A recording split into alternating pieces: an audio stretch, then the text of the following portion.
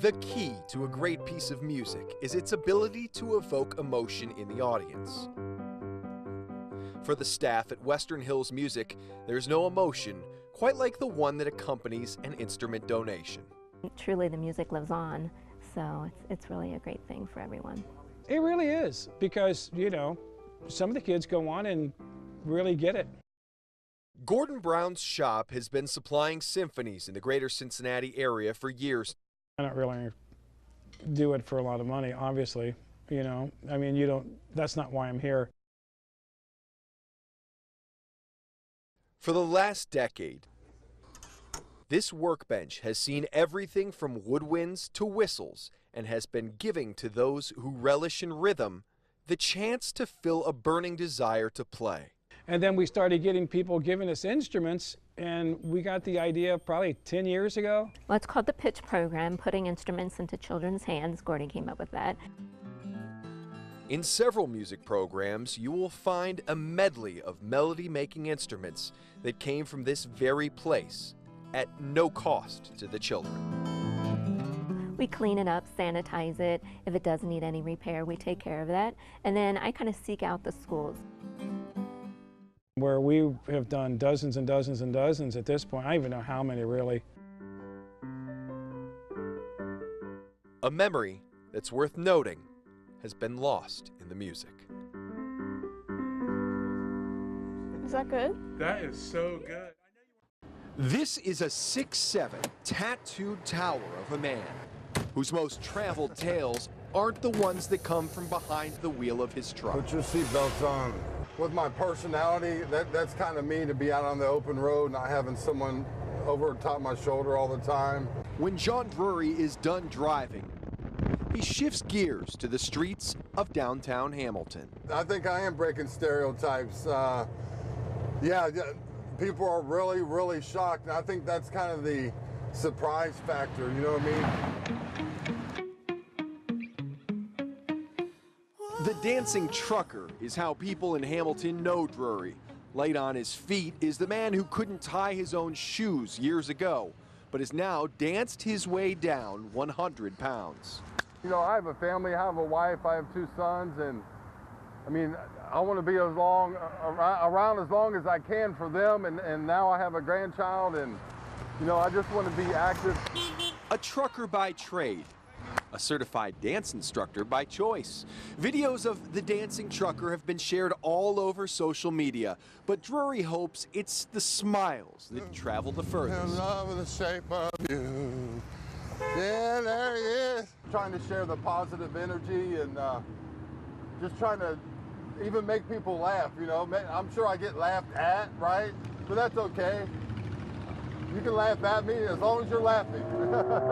Laughing and smiling at the man whose motivation could move us all a step in a positive direction.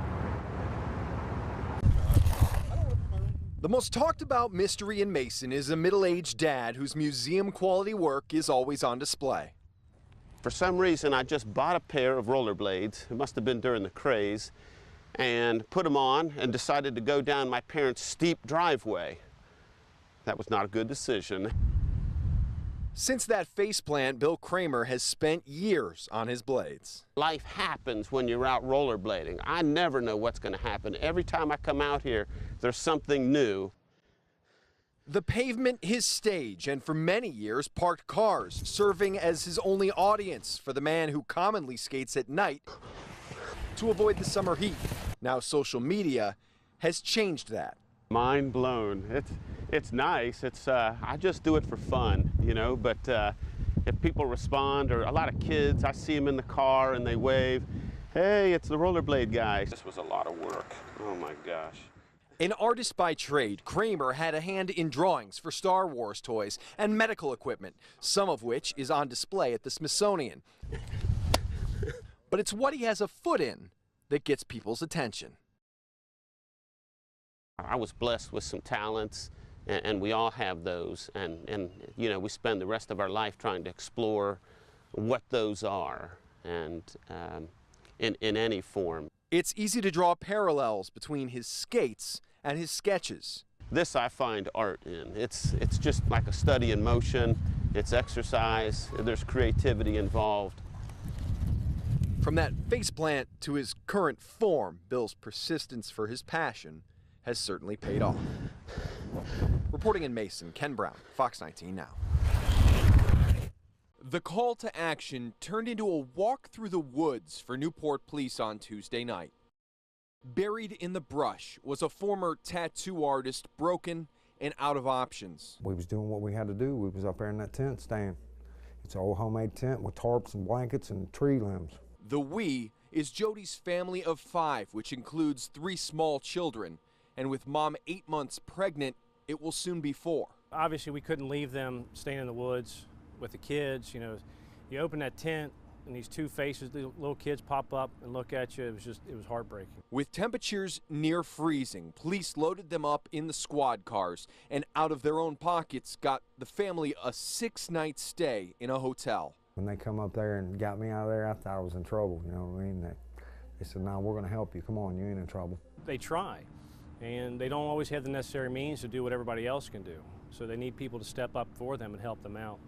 And that's just what we had to do tonight, just had to step up and help them out. And they did, not just with the room, but with food as well. Supplies aren't the issue for Kiskadin. It's getting a roof over his kid's head. I actually asked Child Protective Service to open the case and just take my kids. I'll do the 6 months, get on our feet, you know. We just need a little time. Time to get documents like his birth certificate and license so he can get a job and a new start for his family. We're really trying to do things right, you know. We're both sober, both just doing what we can. We sit in the school all day until 3:30 every day. And we make sure our kids go to school, make sure they got clothes on their back.